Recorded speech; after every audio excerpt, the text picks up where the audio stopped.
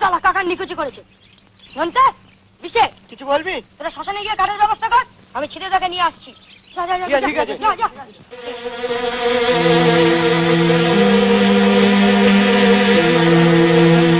এই যে চামচে, আমার কাকাকে বলো যদি পারে তো পঞ্চায়েত থেকে যেন আমার বিচারটা করে।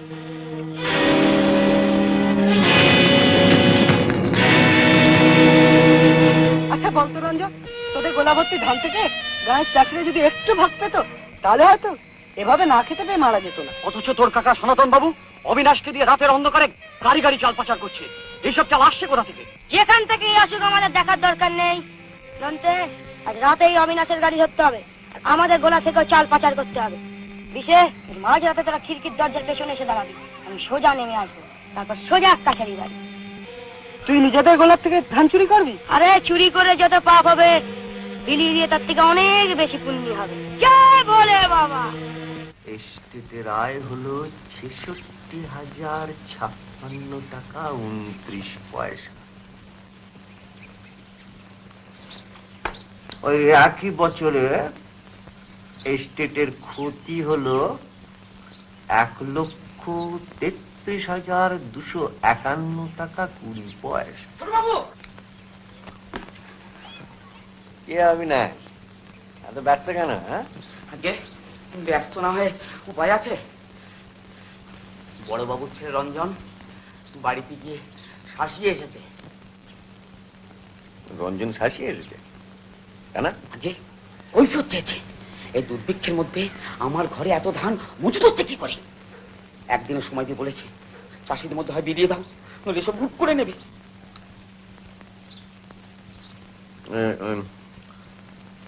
তোমরা এখন যাও, তোমরা এখন যাও।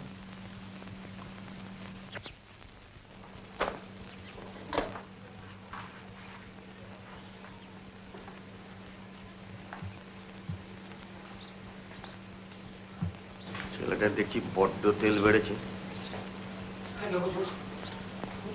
বড়ই অবিচল হয়ে পড়েছি। আমাদের গোলার থেকে যেসব ধান তোমার বাড়িতে মজুত করা হয়েছে এগুলো সরিয়ে ফেলতে পারবে? আগে ফেলতে পারবো কি বলছেন? এখন লন্ডভন্ড করে দিয়েছি। মানে মানে বেঁচে দিয়েছি, টাকাও নিয়েছি। ভালোই করেছে, ভালোই করেছে। আচ্ছা এখন বলো তো, আমাদের ওই কাছারি বাড়ির গোলা থেকে কতটা ধান সরাতে বাকি আছে? আগে তাও সব লন্ডভন্ড করে দিয়েছি, এখন বাকি আছে মাত্র ৫-৬ গোলা। ২ গোলা মজুত রেখে বাকি সব আজ রাতে সরিয়ে ফেল। আমি কাছারি বাড়ির দরওয়ানদের গেট খোলা রাখতে বলে দিয়েছি। আগে পাহারাদার গুলো আপনার দাদার কানে কথা তুলছে না তো? সে টাকা দিয়ে সবার মুখ বন্ধ করে রেখেছে। এখন তুমি গিয়ে সব ব্যবস্থাগুলো করো দেখে। আগে এখনই এই যে মহান দায়িত্ব আমাকে বড়ই অবিচলে ফেললেন।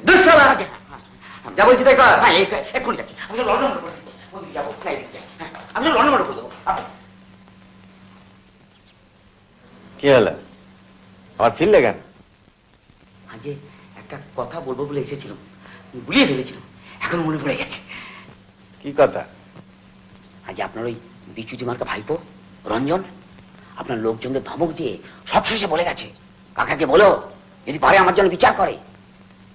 আগে এটা কি আপনার পক্ষে খুব সম্মানজনক হলো? তাই বলছিলাম ও কিন্তু একটি গোখ্র সাপ তৈরি হচ্ছে, আপনাকে ছবল মারার আগে যদি পারেন সব লন্ডভন্ড করে দিন।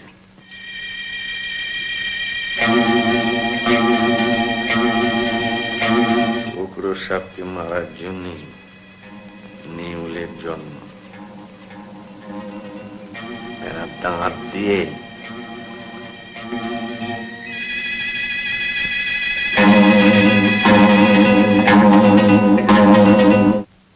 ওষুধটা খেয়ে নিন দাদা। ও আবার ওষুধ? এই শুধু শুধু ওষুধ খেতে ভালো লাগে না ছোট। তা বললে চলবে কেন? এত ভারী অসুখ থেকে উঠেছেন, ডাক্তারের কথা মতো তো চলতে হবে। তোমরাই খালি বলো অসুখ অসুস্থ, কিন্তু কই আমি তো দিব্যি সুস্থ আছি।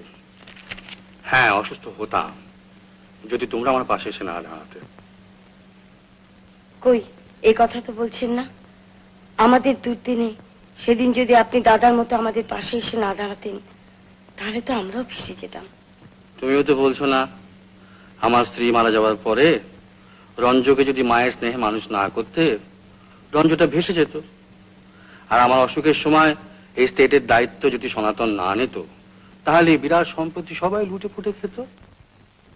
আপনি যাই বলুন দাদা, যে বিশ্বাস, যে ভালোবাসা আপনি আমাদের উপর ঠেলে দিয়েছেন, সেদিন আমরা কোনোদিন শোধ করতে পারবো না।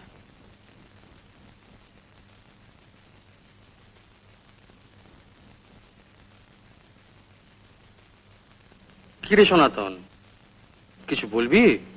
হ্যাঁ বড়দা, ওই মানে যদি কিছু মনে না করো তাহলে রঞ্জ সম্বন্ধে দু একটা কথা বলবো। হ্যাঁ বল। আমাদের ওই অবিনাশ সামান্য পুঁজি নিয়ে চালের ব্যবসা করে। তার বাড়িতে গিয়ে দলবল নিয়ে চড়া হয়ে ভয় দেখিয়েছে ধান লুট করে নেবে। সে কি? আরো তো নানান কথাই শুনতে পাচ্ছি, কোন যাত্রার দলে নাকি ঢুকেছে, নাচ গান করে বেড়ায়, স্কুলে যায় না। বাজে কথাগুলো বলো না তো। রঞ্জুকে আমি বেশ কড়া শাসনই রেখেছি। সে কোথায় যায় না যায় আমি বেশ ভালোভাবেই জানি। আমি কি তাহলে মিথ্যে কথা বলছি নাকি? হ্যাঁ, তুমি মিথ্যেই বলছো। তুমি অত্যন্ত কান পাতলা লোক, লোকের কথা অতি সহজে বিশ্বাস করো। না দাদা, আপনি বিশ্বাস করবেন না। রঞ্জুর মতো ভালো ছেলে এই গায়ে একটাও নেই। দাদা দাদা, তুমি দেখো নলিনী আমাকে অসম্মান করছে না। মোটেই অসম্মান করছি না, আর দাদা সেটা বুঝতেও পারছে। ছোট, কথাটা শুনতেই দাও না। ও যা বলছে সবার ভালোর জন্যই তো বলছে। বলতো সনাতন, বলতো। না মানে ও মানে রঞ্জ যদি কোনো নিন্দের কাজ করে তাহলে তো আমাদের সকলেরই অসম্মান নাকি? দাদার অসম্মান না? ঠিক। আর তাছাড়া মানে নিজের মনে করি বলেই না শাসন করছি। না, শাসন তুমি করবে না। রঞ্জু যদি সত্যি নিন্দের কাজ কিছু করে থাকে, সেটা দাদার কানে এভাবে তোমার তোলা উচিত হয়নি। তাকে আলাদাভাবে ডেকে ভালোবেসে বুঝিয়ে দেওয়া উচিত ছিল। হ্যাঁ, আরেকটা কথা জেনে রাখো, এবার থেকে আমি ছাড়া রঞ্জুকে যেন কেউ শাসন করতে না যায়, তাহলে এ বাড়ি ছেড়ে আমি চলে যাব। দেখলে দেখলে দাদা, নলিনীর আবদারের ছেলেটাকে মুচ্ছ নিয়ে যাচ্ছে। না না সনাতন, তুই ছোটর কথায় রাগ করিস না। রঞ্জকে ও নিজের ছেলের চেয়ে বেশি ভালোবাসে, তো তাই ওর ভুল ত্রুটিগুলো ও ঠিক ধরতে পারছে না। তুই এক কাজ কর, তুই রঞ্জু এলে আমার কাছে পাঠিয়ে দিস। কি ভেবেছিস নাকি তুই যা খুশি তাই করবি? সব বাবা, অত চোটে উঠতে কেন? চটবো না। তুই একে মারবি, তাকে ধরবি, ওর ধান লুট করবি, আর মুখ বুঝে আমাকে তাই সহ্য করতে হবে। বাবাকে কেউ নালিশ করেছে বুঝি? দাঁড়াও, দেখাচ্ছি মজা। হ্যাঁ, দেখাচ্ছি মজা। অন্যায় করে আবার মুখ নেড়ে কথা বলছে। ঠিক আছে, তো যা খুশি তুই তাই কর। আমি বলতে আসবো না, শুনতে আসবো না। আমার মরণ হলে এখন পাচ্ছি। আরে চলে গেলে কেন? কাকিমা, কাকিমা, কাকিমা, ওই দেখো আমার চোখে জল কেন? জল মোচা না, আমার কিন্তু ভালো লাগছে না। আমি ভীষণ রেগে গেছি, এখন আমাকে বিরক্ত করিস না। রাগ তো আমি কিচ্ছু জানি না, তোমাকে হাসতেই হবে। সবসময় হাসা যায় না। হ্যাঁ, হাসা যায়।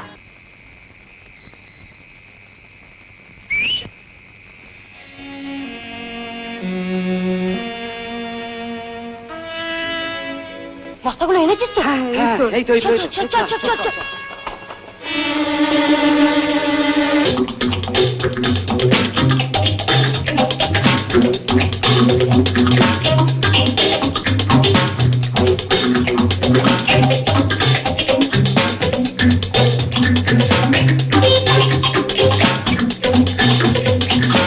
কিরে, কি হলো? এগুলো তো নেই। চল অন্য গোলা দেখি।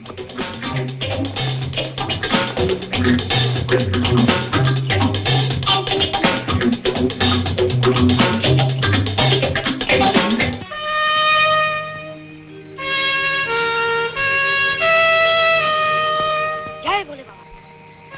নন্দে, ওসবগুলো কর, তাড়াতাড়ি কর, তাড়াতাড়ি কর, তাড়াতাড়ি, তাড়াতাড়ি কর। রঞ্জ, ছি ছি ছি ছি ছি ছি। কি বলছিস সনাতন? রঞ্জ একা ওইটুকু ছেলে 24টা গোলার ধান চুরি করে নিল? মানে তুই তুই ঠিক বলছিস তো? হিসেবে তো তাই বলছে দাদা। মোট 26টা গোলার মধ্যে কুললে 2টো গোলায় ধান রয়েছে, আর সব ফাঁকা। মানে একদিনই তো এতগুলো গোলার ধান চুরি করা সম্ভব নয় দাদা। আমার মনে হয় ওই রঞ্জ কোনো দলে টলে পড়েছে আর কি, সেই দলবল নিয়ে এতদিন ধরে এই কাজটা চালিয়ে যাচ্ছে। হ্যাঁ হ্যাঁ, রঞ্জ রঞ্জ কোথায়? নিচের বৈঠকখানে। দাদা